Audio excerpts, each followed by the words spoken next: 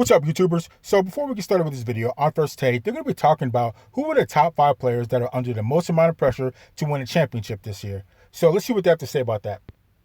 Y'all know what time it is. It's been a while since I've been back with this A-list. But considering that this is the restart of the 2019-2020 NBA season, we're talking about the bubble here, the bubble atmosphere. I got to give my categories, my list of the top 5 players under the most pressure as the NBA bubbled 2019-2020 season resumes. Before I get to my top 5, Molly, Max and the crew, bottom line is this. I got to put Lou Williams as an honorable mention. He's averaging 18 points coming off the bench for the Clippers. They will need him to perform. And in light of the transgression that he might have had, a little hiccup there, he needs to come back and perform once he gets back. Now, Yeah, he definitely needs to come back and perform. let me get to my top 5 list, please. Number 5 on the list. Give it to our audience, please. Russell Westbrook. Number 5. Why? Because guess what? Since Kevin Durant left following the 2015-2016 season, Russell Westbrook over the last 3 years has not been out of the first round. Now, Russell Westbrook belongs higher on that list. He's in Houston, MVP numbers, averaging 27, 8, and 7, doing the thing that he does. You can't just go to the bubble and get bounced out in the first round or something like that. That can't happen to you. Russell Westbrook's got to get on that list. Number 4 on the list, give it to the audience, Kawhi Leonard. Now, there is no way Kawhi Leonard belongs on any type of list that has to do with pressure, especially pressure about winning a championship when he's the defending finals MVP and defending champion. That doesn't make any type of sense. And he has another ring. So he has 2 rings from one where he won with the Spurs. So I don't understand how this man's even remotely on any type of list that has to do with pressure. So let's continue. Why? Because even though he's the reigning NBA Finals MVP, a 2-time champion, the reality is, as I articulated earlier in the show, a lot of luck went into that championship last year. No Kevin Durant to have to deal with, barely a Klay Thompson to have to deal with. Okay, I could agree with that. Obviously, the Philadelphia Sixers lucking up with the 4 bounce into the rim and all of that other stuff. Bottom line is, if you're looking at Kawhi Leonard, especially since you came into this season with the advertisement, LA's your town now, the New Balance commercial, got the little crown hanging off the mirror of your vehicle, the definite slight at LeBron James. Now's the time we got to find out. You ready? Let's find out. He's number 4 on the list. Yeah, but Kawhi Leonard's 2-1 against LeBron James in the series this year. So, and he doesn't belong anywhere near this list. Let's go to number 3 on the list. LeBron James. Why?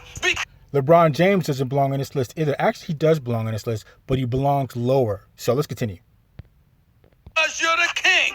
That's why, the self-proclaimed king. That's why a guy that's a 3-time champion, a 4-time league MVP, as far as I'm concerned, my league MVP right now, but nevertheless, with Anthony Davis as your teammate, there's no excuse. You got 2 of the top 5 players on the planet in the NBA playing on the same team in LeBron James and Anthony Davis. You're the facilitator. You're the king. There's got to be a crown that comes with that. You got to get it done. LeBron's on the list. Let's go to number 2 on the list. The reigning league MVP, Giannis Antetokounmpo, the Greek Freak.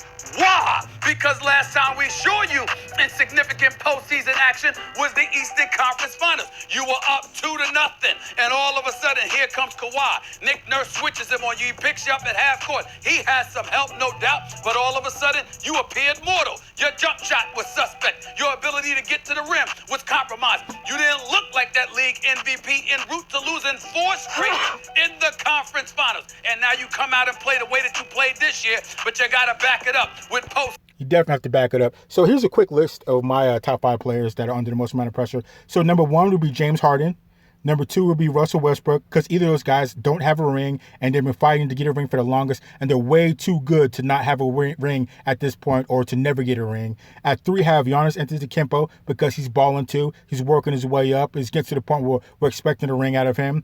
And then number 4, I have Anthony Davis, because he's a baller. He came over from the Pelicans to work with LeBron James, so it's just a lot of pressure on him. And then at 5, I have LeBron James, because LeBron James already won a title. He already won a ring. So I can't have him up there as being under the most amount of pressure when he already has a ring. Because there's a different type of pressure that LeBron James is under versus what James Harden and Russell Westbrook are under. Because like I said, there's a different type of pressure when you haven't won a ring yet. When you won a ring, at least you can kind of relax a little bit, and at least you're in that club of winning a championship. So I don't know. And I definitely don't have Kawhi Leonard on my team. So let's continue.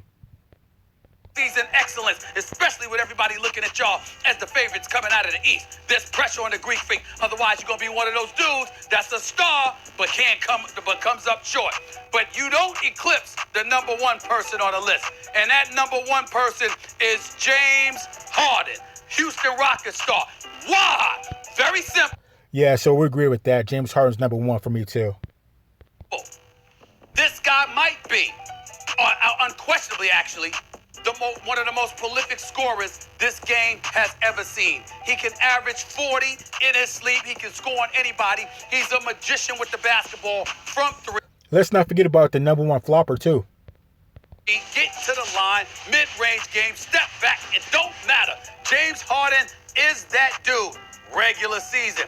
Postseason, there's a lot of question marks about him. Now, for the last 5 years, the man has lost to the Golden State Warriors. There ain't no shame in that. People are sleeping on the Houston Rockets, and they sleeping on James Harden. But because Golden State is no longer standing in your way, nobody's going to want to hear it. We can understand there's nothing you can do when you're going up against the greatest shooting backcourt in the history of basketball with Steph Curry and Klay Thompson pulling up from 40. It's another thing entirely when it's LeBron, Kawhi, Paul George, Anthony Davis. You and your scoring brilliance, particularly from three-point range, should be able to offset that with your extraordinary play. James Harden is on the clock. We are watching him. He's the number one player in the bubble with the pressure. That's my top 5 of the guys that are under the most pressure in the bubble. Of course, again, with Lou Williams being an honorable mention. So, yeah, I definitely can agree with that. Like I said, my number 1 is James Harden. Number 2, Russell Westbrook. Both of those guys, it will be a true shame if Harden and Westbrook don't ever win a championship. Those guys are way too good to not earn at least one ring. Giannis Antetokounmpo I have at number 3 because he's young, up and coming. He's working on his second MVP, and he's starving for a championship. So it's getting to the point where he's been good enough that it's time for you to start winning championships. And at number 4, I have Anthony Davis. Anthony Davis came over from the Pelicans, obviously. He's here with LeBron James in LA and, making big moves. And now it's time for him to step it up and show what type of player he is. It's time for him to start getting the ring. And I have LeBron James at 5 because I can't have him up towards the top when he already has a ring. So LeBron James is under pressure because the whole thing coming over to LA and you want to win. He'll be the only superstar to not win a ring if he never wins a ring with the Lakers, and all the pressure that goes along with that. And he's still trying to chase Michael Jordan, which that's not going to work. But that's why I have LeBron James at 5. So, but other than that, yeah, I'm good. So let's continue. Well, allow me to channel extracurricular activities. Yes, my inner Stephen A. Okay, it's a very good list. It's a very good list, and I would expect nothing less from a basketball analyst extraordinaire like yourself. But aren't you the one who's been harping on the fact that Kawhi Leonard was lucky to win the championship? Because not only if KD hadn't been hurt, but if Klay hadn't have been hurt, he wouldn't have won the championship. Didn't you point out, aren't you the one who mentioned that Kawhi trolled LeBron to open the season? That Kawhi has the better supporting cast? And I just said all of those things. Like, there are people like me who say Kawhi Leonard, not a lot of us, but they're there. Kawhi Leonard's the best player in basketball, and he proved it in the crucible of the playoffs last season. But there are many more people like you. Yeah, let's not forget about during this regular season where he's 2-1 against LeBron James. How come there's no mention of that?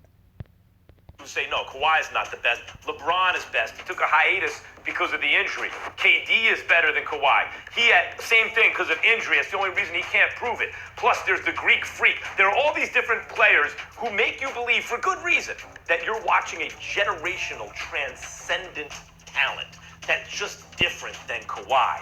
You see, if the freak doesn't win or LeBron doesn't win, you'll still believe that about them, that they're transcendent talents. It must be the problem with the team. People will point to the bubble. Well, the Lakers relied on rhythm and it got broken. People will point to the fact that the Clippers already had the supporting cast. They won 48 games before they got Paul George and Kawhi. They'll point to the Raptors if, God forbid, the Raptors should advance in the playoffs. Look, they did that without Kawhi.